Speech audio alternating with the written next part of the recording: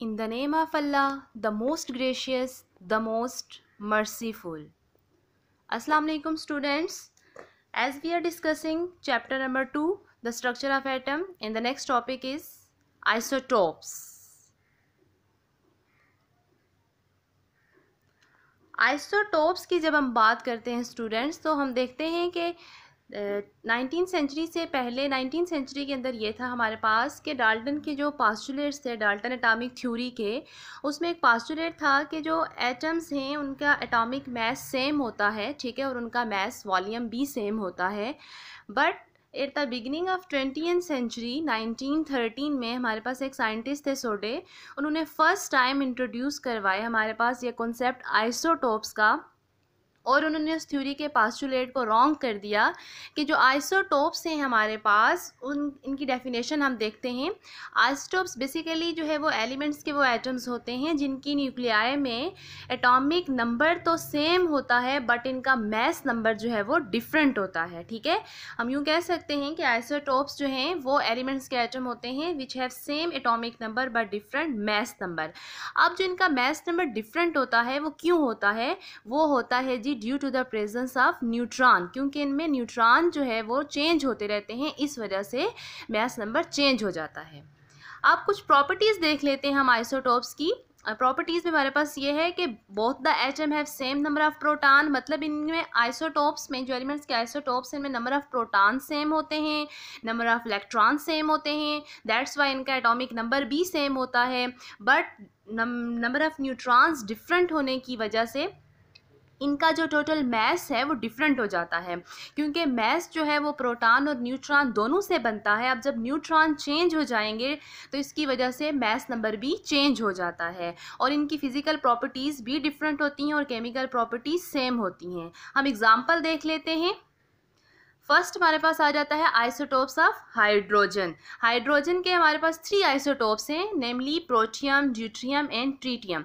Protium जो isotope है हमारे पास, इसमें कोई न्यूट्रॉन नहीं होता, ठीक है, इसकी सिंबल है H11 मीन्स के 1 एटॉमिक नंबर 1 मास नंबर।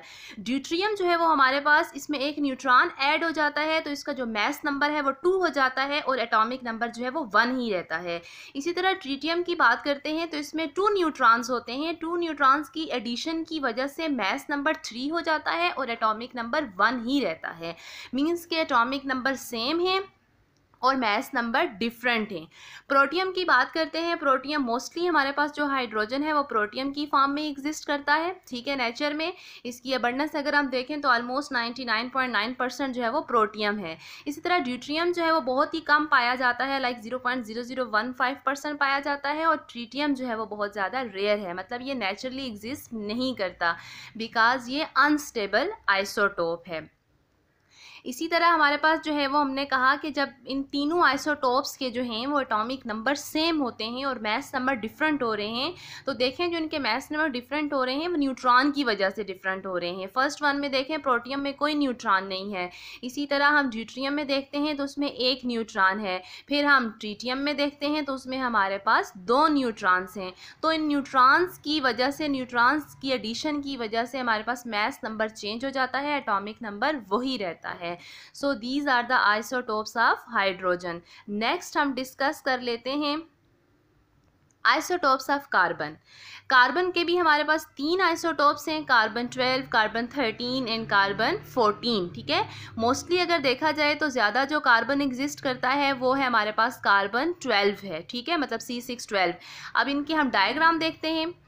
अब इसमें देखें जी हमारे पास कार्बन फर्स्ट वन जो है जिसे हम कहते हैं C612 मींस के 6 एटॉमिक नंबर है, मास नंबर 12 है, उसमें प्रोटॉन भी 6 हैं, इलेक्ट्रॉन भी 6 हैं और न्यूट्रॉन भी 6 हैं।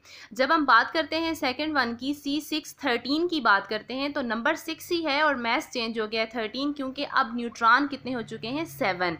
इसी तरह हम तीसरे की बात करते हैं C614 की, तो उसमें 6 एटॉमिक नंबर तो सेम है बट इसका मैस नंबर जो है वो चेंज हो गया है। अब मैस नंबर क्यों चेंज हो गया है? क्योंकि इसमें न्यूट्रॉन चेंज हो गए हैं। न्यूट्रॉन इसमें कितने हो चुके हैं जी?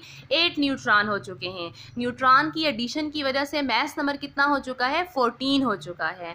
मोस्टली जो कार्बन एग्जिस्ट करता है वो कार्बन फर्स्ट वन है हमारे पास, C612 जो है वो ज़्यादा नेचर में पाया जाता है। बाकी जो कार्बन 13 एंड 14 है ये कम तादाद में पाए जाते हैं। ये तीनों आइसोटोप्स कार्बन के कलरलेस होते हैं, टेस्टलेस होते हैं, ठीक है। इनकी अगर हम प्रॉपर्टीज़ देखें, इसके अलावा वाटर में ये इनसॉल्युबल हैं और ये तीनों सॉलिड्स हैं, ठीक है, सॉलिड फॉर्म में एग्जिस्ट करते हैं और इनके डिफरेंट कलर्स होते हैं। मींस के फिजिकली ये डिफरेंट होते हैं बट केमिकली ये अलाइक होते हैं। नेक्स्ट हमारे पास है आइसोटोप्स ऑफ क्लोरीन। क्लोरीन की जब हम बात करते हैं, chlorine also consist of 2 isotopes. Chlorine में हमारे पास 2 आइसोटोप्स हैं जी, Cl1735 and Cl1737। 17 atomic number है, in 35 and 37 are the mass numbers. अब फर्स्ट वन में देखें, इसमें 17 प्रोटॉन है, 17 ही इलेक्ट्रॉन है, तो एटॉमिक नंबर भी 17 है बट इसमें न्यूट्रॉन कितने हैं जी? 18 हैं। जब हम दूसरे की बात करते हैं Cl1737 की, तो इसमें 17 प्रोटॉन है, 17 इलेक्ट्रॉन है बट इसमें न्यूट्रॉन जो हैं वो कितने हो चुके हैं जी? 20 हो चुके हैं। अब न्यूट्रॉन की एडिशन की वजह से हमारे पास मैस नंबर जो है वो चेंज हो जाता है। पहले में मैस नंबर 35 था, अब मैस नंबर क्या है जी? 37 है। तो जब हम इनके स्ट्रक्चर ड्रा करते हैं तो हम देखते हैं कि न्यूक्लियस में प्रोटॉन और न्यूट्रॉन आ जाते हैं और इलेक्ट्रॉन जो है वो हमारे पास न्यूक्लियस के अराउंड डिफरेंट शेल्स में प्रेजेंट है और इनकी डिस्ट्रीब्यूशन जो है वो डिफरेंट है। फिर इसी तरह से हमारे पास हम इनकी अगर अबंडेंस देखें तो इसमें हमारे पास 75% जो है वो क्लोरीन 35 एग्जिस्ट करता है और हम कह सकते हैं जी 25% हमारे पास जो है ना 75% Cl35 और 25% Cl37 है। नेक्स्ट हमारे पास आ जाते हैं जी आइसोटोप्स ऑफ यूरेनियम। यूरेनियम जो कि हमारे पास एक रेडियो एक्टिव एलिमेंट्स है, ठीक है। रेडियो एक्टिव एलिमेंट्स मतलब जो नेचुरली जो है जिनके अंदर से रेडिएशंस निकलती हैं। तो ये हमारे पास जो यूरेनियम के हमारे पास 3 आइसोटोप्स आ जाते हैं। यूरेनियम 92-235 है, यूरेनियम 92-234 है, यूरेनियम 92-238 है। इन सब के एटॉमिक नंबर देखें 92 सेम है और मैस नंबर सब में डिफरेंट हैं क्योंकि इनमें न्यूट्रॉन्स क्या हो जाते हैं? डिफरेंट हो जाते हैं, ठीक है। 234 mass number, 235 mass number and 238 mass number हमें इंडिकेट करते हैं कि इनमें न्यूट्रॉन जो हैं वो डिफरेंट हैं, ठीक है। ये तीनों जो आइसोटोप्स हैं ये नेचुरली अकरिंग आइसोटोप्स हैं यूरेनियम के, ठीक है। इसमें से जो यूरेनियम 235 है ये मोस्टली जो है न्यूक्लियर रिएक्शंस के अंदर यूज होता है या एटॉमिक बॉम्ब्स वगैरह बनाने के लिए इस्तेमाल किया जाता है, जबकि यूरेनियम 234 एंड 238 में ये प्रॉपर्टीज नहीं होती हैं और uranium 238 is very rare. Next है हमारे पास यूजेस ऑफ आइसोटोप्स। अब हम आइसोटोप्स के यूजेस डिस्कस कर लेते हैं। आइसोटोप्स के डिफरेंट फील्ड में यूजेस हैं। फर्स्ट जैसा कि मेडिसिन में अगर हम देखें मेडिकल फील्ड में तो इसमें कोबाल्ट 60, कोबाल्ट का जो आइसोटोप है 60, ये जो है हमारे पास कैंसर सेल्स को ख़त्म करने के लिए इस्तेमाल किया जाता है, मीन्स रेडियोथेरापी में इस्तेमाल किया जाता है।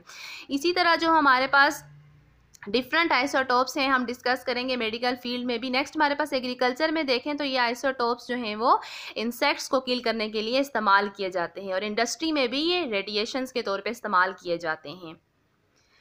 कोबाल्ट 60 मैंने पहले भी डिस्कस किया है कि ये कैंसर सेल को ख़त्म करने के लिए इस्तेमाल होता है। और इसी तरह हमारे पास और यूज़ देखें तो कार्बन 14 है। कार्बन 14 जो है ये फोटोसेंसिस के प्रोसेस में कार्बन के पाथ के लिए इस्तेमाल किया जाता है, कार्बन के आइडेंटिफिकेशन के लिए। इसी तरह बहुत सारे रेडियो एक्टिव आइसोटोप्स हैं जो डिफरेंट मॉलिक्यूल्स का स्ट्रक्चर डिटरमिन करने के लिए इस्तेमाल किए जाते हैं।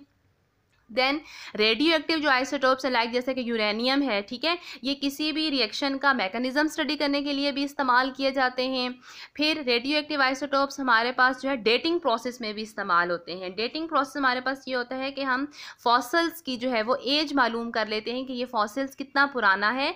हम रॉक्स को डेट कर सकते हैं, सॉइल्स, ठीक है, डिफरेंट जो प्रोडक्ट्स हमें मिलते हैं फॉसिल्स के तो वो हम with the help of carbon 14 कर सकते हैं। लास्ट में हमारे पास हम कहते हैं आइसोटोप्स की डिफरेंट एप्लीकेशंस हैं जी। मेडिकल फील्ड में हमने देखा, इंडस्ट्री में हमने देखा, एग्रीकल्चर में हमने देखा, ठीक है। मेडिकल फील्ड में कुछ फर्दर इसके यूजेस भी हैं जैसे कि सोडियम 24 है, ये हमारे पास ब्लड फ्लो के लिए, ब्लड फ्लो को चेक करने के लिए इस्तेमाल किया जाता है, etcetera. So this is the topic of isotopes.